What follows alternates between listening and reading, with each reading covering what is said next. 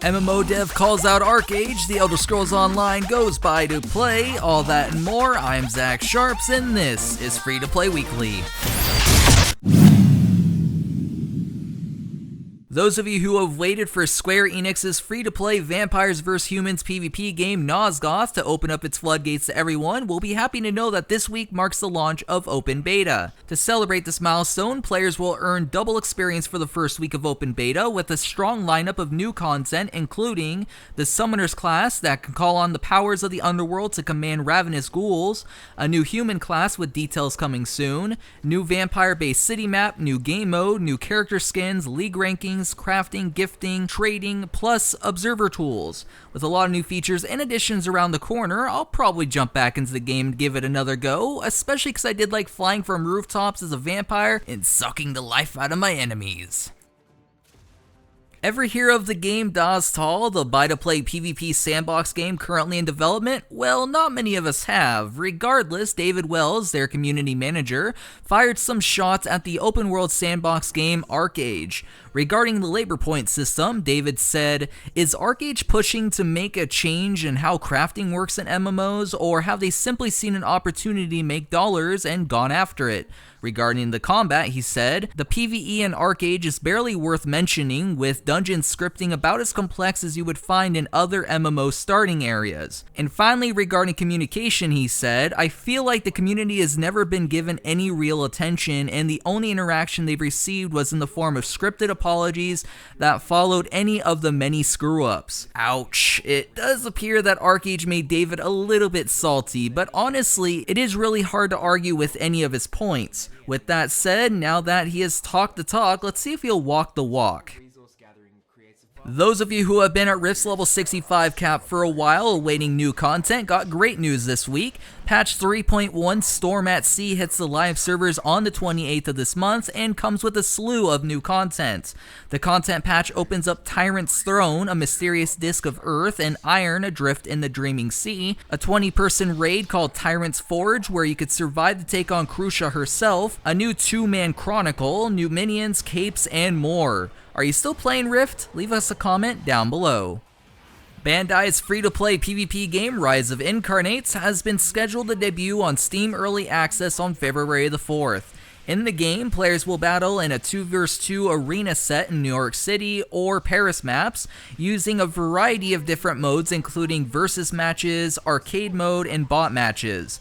As the early access goes on, they'll be adding even more characters, maps, and other features as well, and if you want to take it for a test drive, make sure to head on over and sign up for early access. Don't want to take it for a test drive and want to learn more? Well, we do have a first look up on MMO Bomb. Go check it out.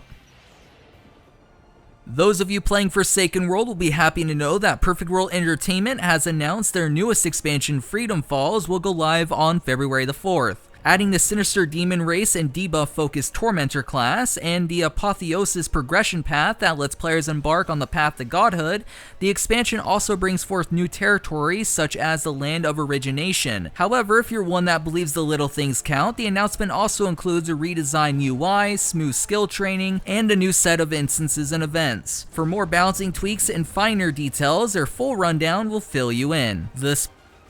The speculation is now over. The Elder Scrolls Online is officially dropping its subscription requirement on March 17th for the PC version of the MMORPG, as ZeniMax preps for the console launch occurring on June 9th. The coin name, Tamriel Unlimited, will still offer an optional subscription that will allow subscribers to get all released DLC content, in-game bonuses, and a monthly crowns allowance to spend in the in-game crown store. The team at ZeniMax said the following about this move. The Elder Scrolls Online Tamriel Unlimited includes all the great gameplay from the original PC Mac game, plus all the updates and content additions, including the new exciting Justice and Champion systems. All existing PC Mac game accounts, opened or closed, will be updated to the Tamriel Unlimited Edition in March, and all former players will be invited back into the game at that time to experience all that is new in the world. New players will make a one-time purchase of the game and play without restrictions for as long as they like without game subscription fees.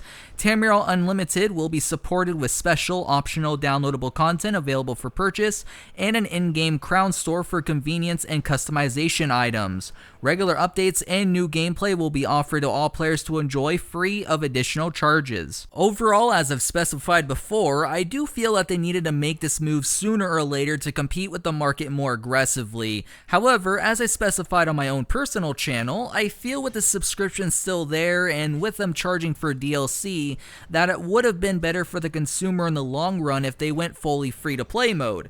With that said, the console version's releasing soon, so I'm pretty sure all ZeniMax is seeing is dollar signs. With this move, I want to draw up a softcore version of the question of the week. Last week on the show, I asked whether or not you prefer a more action-y combat system or a traditional one. A user by the name of Guy Random said the following: "Of course we prefer an action-based combat system. When it comes to an MMO, it's all about the feel of a game, most of which comes from the combat system that will greatly influence how you experience the game as a whole. But tab targeting can still have its own place in an action combat MMO, just to focus on your enemy's health bar with buffs, debuffs, not to actually aim spells or attack with." Thanks for your response, Guy Random, and if you want your comment possibly featured in next week's episode, make sure to leave a comment down below. This week's question is, with the Elder Scrolls Online going buy to play, do you think that the buy to play model is better than a truly free to play one? I'm looking forward to hearing your guys' response as always, especially because I feel with how limiting the Elder Scrolls Online's buy-to-play system sounds, free-to-play probably would have been better in the long run for the consumer.